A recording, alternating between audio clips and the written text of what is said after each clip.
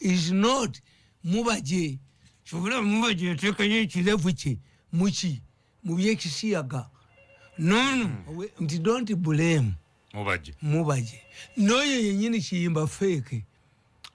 Ba Kiyimba ne Mubajje bali omuntu ogwo. Ekibalimye okutegeera nsasoma amateeka but I have natural wisdom. Kuba nina balooya bana, nina badokita bana. Obwongo bwange tompita bwakuzanya. Nina natural intellect. Nga baddukira wa? Mukooti. Kakwati eragera. Kakati oyina okufuna sipiika omukambwe enganzi.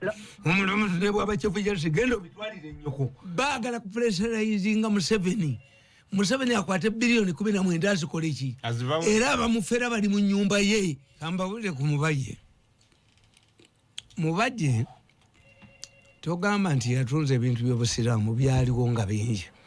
Ennyumba z'ennajja nankumbi, faamu z'Obusiraamu, Amini yabawa ebintu bingi.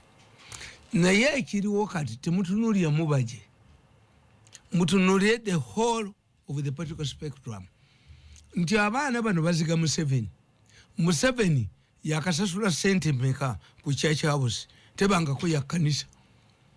No, the church house did not belong to the Anglican church. Church house yali ya minister era nga tava wakazimba. Naye ne bamuziga. The Anglicans did not pick interest in the matters in the Mugongo. Era gundi ow'emukono ye yateekayo ebintu bye nga personal. Kazimba bwajjani banne ne batandika okubabbira mu ssente. Namugongo ne babbirayo ssente nga Kazimba akutte abafere. Museveni gwe bakwata. Nze kambabuulire. Museveni gwe bakwata tebakwata eby'Obusiraamu yalunula n'omuzikiti. Naye ffe abamukolera atuwadde ki? What has Museveni given me? Ne mama wange gwe baakuba. Linda nkunnyonnyola. One day twali mu State House. Mubajje n'ajja. N'agamba Museveni temanyi lwaki ab'ekibuli bankuba. Kuba tewali tteeka lingana kwogera byama bajje baliteekewo. Nti bw'ova mu State House oyogera byama. They should have a law. But I'm feeling now I make a difference. Navaayo dda. Mubajje yajja ne basajja balaba. Nga ayambadde ebyeddiini byennyini. N'agamba Museveni twakwata bilioni 3 ez'Obusiraamu ne tukunoonyeza akalulu. Naye bannaffe ab'ekibuli batuli bubi. Sente bazaagala. Museveni yalagira Ameriya kyambadde. Ameriya give the Mufuti 3 billion. Nze nalumu nendaba basajja balaba. Kati Museveni bwe bamufera. Is not basajja balaba aloni. Is not Mubajje. Shobora Mubajje yatekayo ekirevu kye muki mu byekisiyaga. No, oyo Nakasero. Atasobola kusasulira baagulebe naye n'ateekayo. They are blackmailing Museveni. Do you see the balokole doing this? Walabeko Pastor Kakande ng'abikola. Kayanje yabikola ne Senyonga. Walabyeko sente Bujingo. Nze Bujingo teyampise. But I don't take mine. Bujingo muganda wange. 2. Bujingo teyalizimbye ekyaki eyo singa saayingiramu. Kumukubera Pastor Gadi yali ataddewo n'akabukedde Kasebbowa abali bataddewo Teddy. I helped him. Ne mulaga miso ne mukwatira Pastor Gadi. What we should do? This man, Pastor Bujenga, and his Malaya should be arrested and taken to Kitalia to serve the kingdom of God. Natwali Bujingo, Ngabin Nakuti,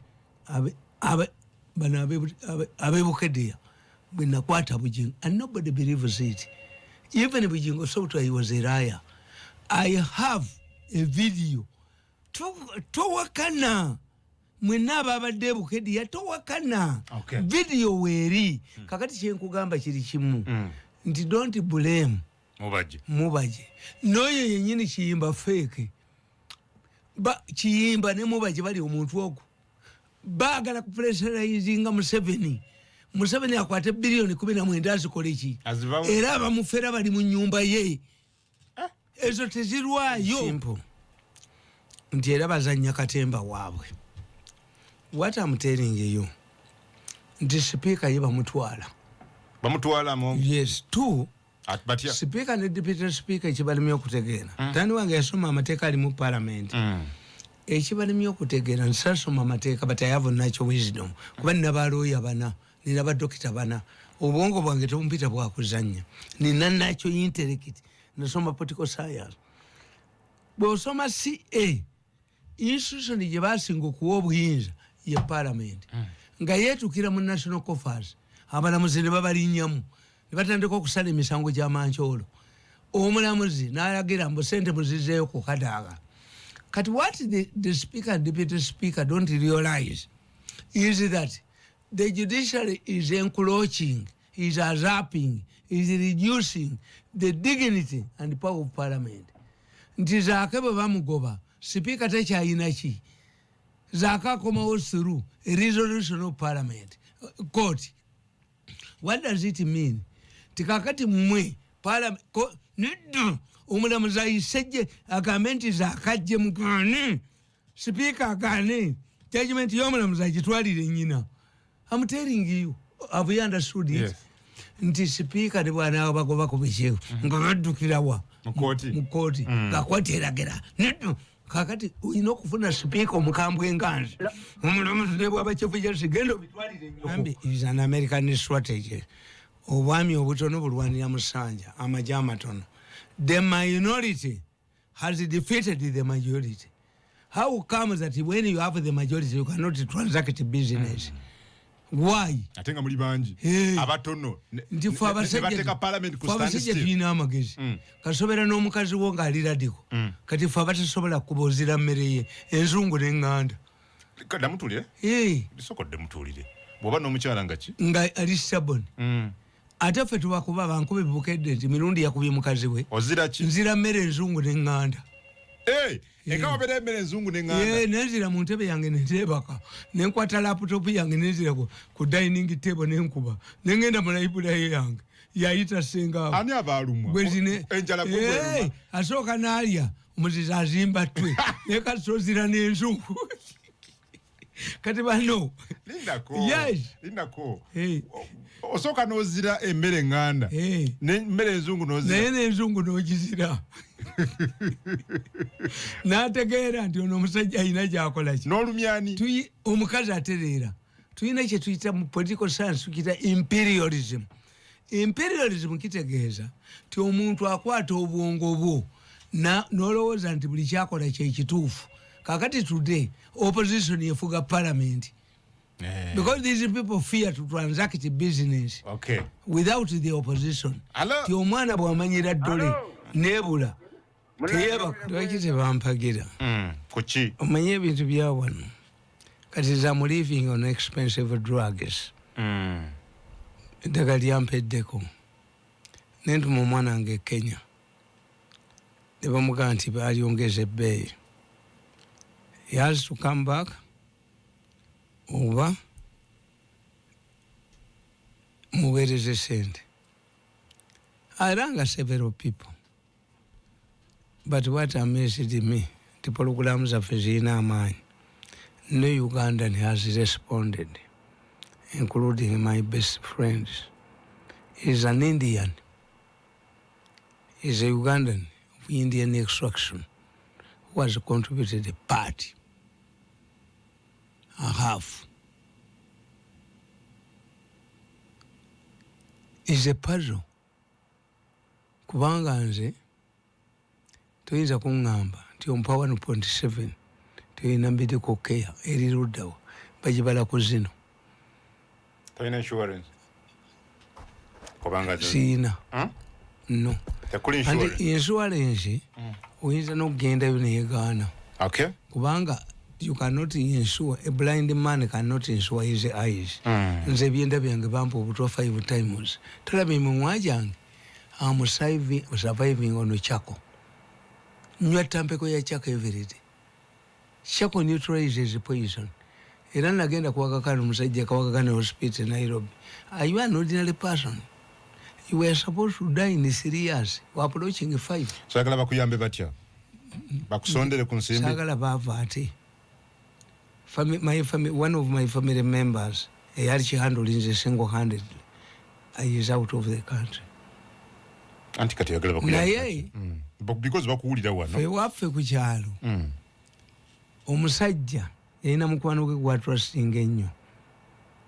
N'agamba kamutesting. Natta embuzi. Ne yeesiga omusaayi gwayo. N'agenda ewa mukwano gwe n'amugamba nti omanyi, I've committed a murder. Nsanze mukazi wange n'omusajja mu nnyumba. Bombi mbase. Omusajja yayita mukazi we n'amugamba, mukyala, saakugandika n'akasajja katemu. Era kakikoze. He's the best friend. N'agenda ew'omulala. Ose mukazi wo nti yala ya nduulu. Na aba na mikwano gye. N'agenda ew'omusajja ow'okusatu. N'amugamba nti omusaayi ogulaba. Nzise mukazi wange mukutte n'omusajja. Genda mu kitanda munda yaleeta police. The man tested his friends. Eventually nga police eze yabagamba nzise embuzi tugende tugire. Wamma nange nategedde. Nze nakitegedde nti olimba. Toyinza kutta. Yali amaze okutegeera ekika kya mikwano gyali. Ne mwena aleemu edda nga tuli mu nseko. Twalina kye twaga testing an enemy. How to test an enemy? Mumprovokinga n'agenda. Nange mbaprovokinga. Nenga sigenda kufa. Mbaprovokinga mune mbalaba.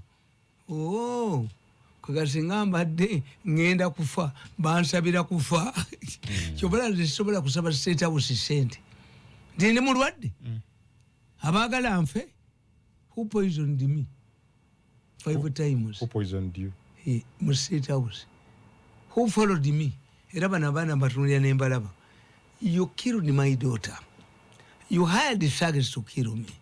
You poisoned me 5 times. You battered my son Eugene and Mamujama Manya in Amanyomara. Do you believe that reconciliation is possible?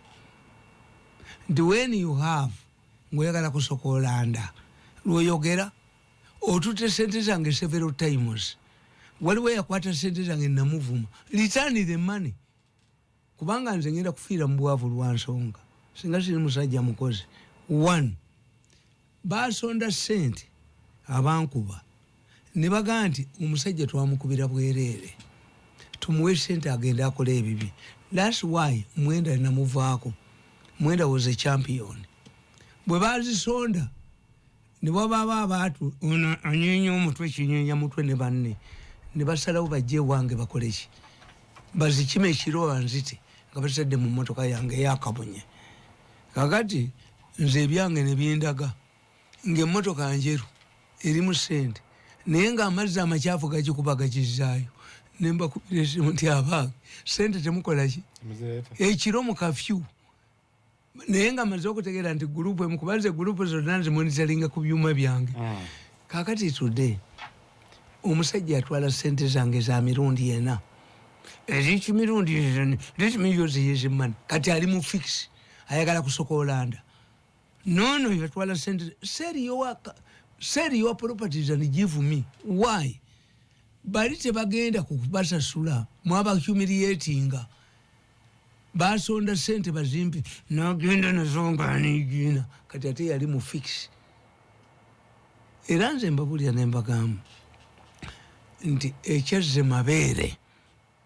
Muganda says, echeze mabere no mugumba kakola ki? You cannot sue God that because I'm a woman and he gave me breasts, whom am I breastfeeding? Omugumba tawabira katonda. Amabere fashion. Siku yonsa. Amabere is a God design. Abaganda bakuga nti ekinaakulya ogoba kijja. An animal that is going to borrow you, whenever you chase it, it comes back. Abatudde ebukedeya okuba mukozi njagala obabolera. Muhozi ziriyo. Okay. Muhozi the next president of Uganda. Muhozi. Yes. Instead of proposing kubanga mwemulonda mutya mu absentia. Mwagera omuntu gwe mutamanyi nolaba omusajja ne galu bindize ng'agenda okusupportinga omuntu gw'atamanyi. Yes, ambabulire. Ate Museveni tatuyambye. Kubanga bana abalwanagana ba family ye. But it tells you how deep the differences are. Okay. The somebody to live is to Bukedea, to Anamayini Muhoz. And he is arguing, Umseja Nakugam, Tukoye Nabalalo, Nenga ina Yasinzo Bafunam. Tukoye Nabalalo, Tukoye na cow mentality, Nayenzi Museveni, Namukola Chata Ampayo Kantunakam, Museveni Namukola Chi, Zalwala Nengende Nairobi, Nesa. Naba muri kumusegere sente ne bazinyo BAAGALA